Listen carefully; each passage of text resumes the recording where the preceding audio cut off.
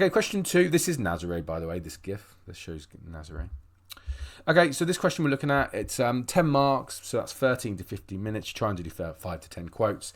The question is, how does the writer of the article show the power of the ocean at Nazare? And you need to comment on what he says, his use of language, tone, structure, and any other thing, basically. But in this question, every point you make, back it up with the text, so a quote. So this question is called Craft of the Writer, and you're going to comment on quotes methodically throughout the whole text, be a human dictionary, and zoom in on keywords. And you're looking for 5 to 10 quotes, but really what you can do in 15 minutes. And why do we want a lot of quotes? Well, it is basically a quota mark. So it doesn't matter how great your answer is. If you only do 2 quotes, you're only going to get a 2 out of 10. This isn't AQA, where AQA is maybe a few quotes where you really analyse. EDUQAS is almost the opposite of that. We want lots of quotes with a little bit of commentary. A main mistake for question 2 and 4 is not taking quotes across the whole extract. So if you did this, you would get marked down because you've not shown the examiner that you've taken quotes from the whole extract. You need to make sure you take it from across. What they tend to say is if you're looking for 6 quotes, but I want you to do more, what they do say is 2 from the start, 2 from the middle, 2 from the end. All right, so make sure you cover the whole thing. So this question, the writer's craft, it's all about zooming in on keywords and thinking, why has the writer used them? Why has the writer decided to use that one word over hundreds of thousands of other words in the English dictionary? My tip is, be a human dictionary, pick out certain words and say what they mean. So if the question is the one we're doing, how does the writer show the power of the ocean at Nazare? And the quote was, it completely demolished my surfboard. Think to yourself, why has the writer chosen that word? Why has the writer chosen that verb over hundreds of thousands of other words that he could have chosen? What does it mean? Be that human dictionary. Well, what does it mean? Well, it means absolutely destroying something. Yep, so my answer is the writer shows the power of the ocean with the quote, it completely demolished my surfboard. This suggests the waves completely destroyed it. So basically what the definition is. So I've got my focus of my question, I've got my quote, and I've got the effect of that word on the reader.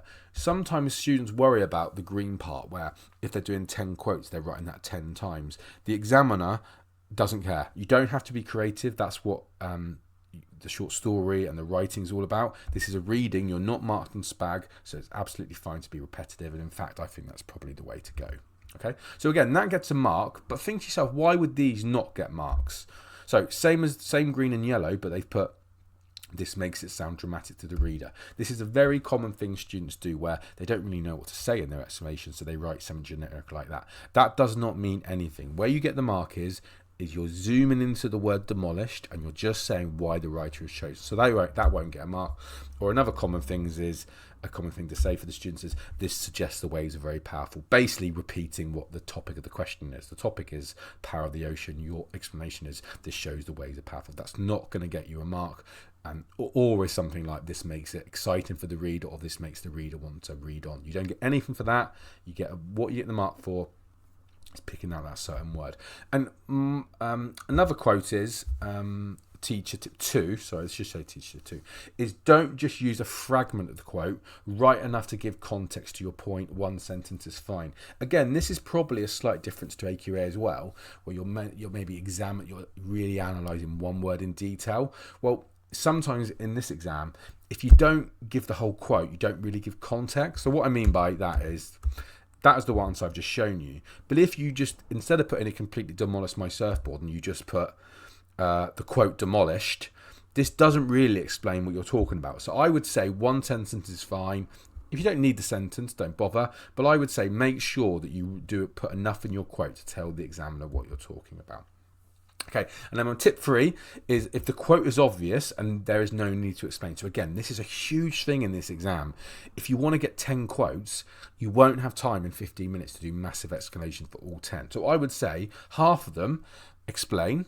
If you need to zoom into the word, zoom in. But if it's an obvious quote, just embed it into the sentence. So if it's the same question again, how does the writer show the power of the ocean?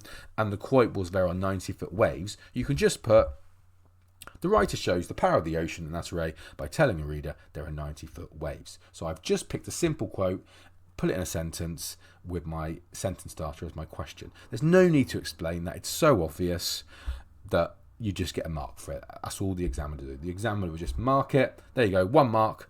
So again, if they're easy quotes, don't explain. If you need to explain it, then explain. Okay.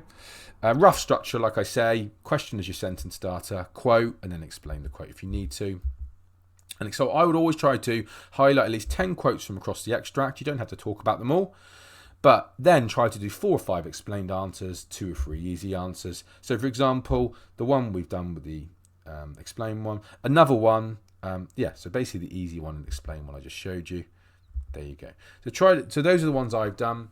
If you want to like pause the video and have a go, but again, ones you zoom in on the things like lethal. Okay, so I'd zoom in on that. I would then say the writer shows the paration by describing the waves as lethal. This suggests they're potentially life-ending, because that's what lethal means. Or monstrous. This suggests the waves are scary and dominating, or scary and unworldly, or something like that. Yeah, but other ones that are obvious are things like the writer shows the power of the ocean as it gave Andrew a severe vertebrae compression fracture. Yeah?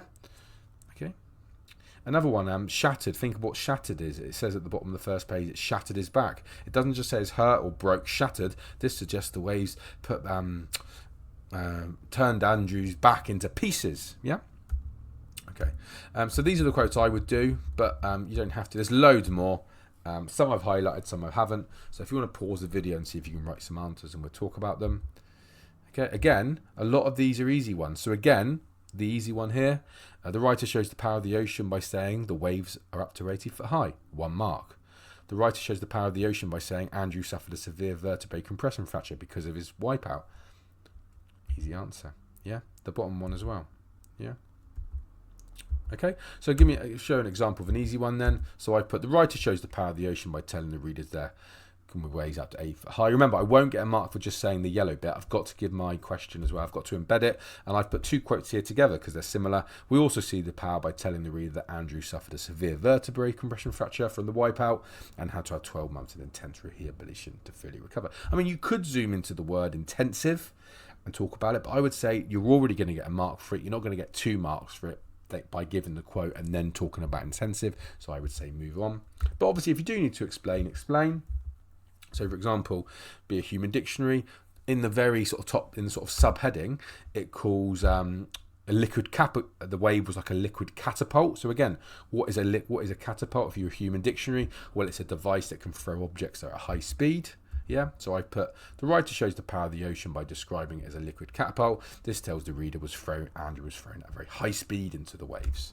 Yeah, it doesn't just say a big wave. It doesn't just say a wave. It says a mammoth wave. Again, this is actually the biggest goldfish or something someone found in the last year. But again, what does mammoth mean? It means immensely large, enormous. So I've put blah, blah, blah, blah, blah. This tells the reader Nazare is immensely large, enormous waves. So I've shown what that word, I've said why the writer has chosen to use that word over all the other words they could use.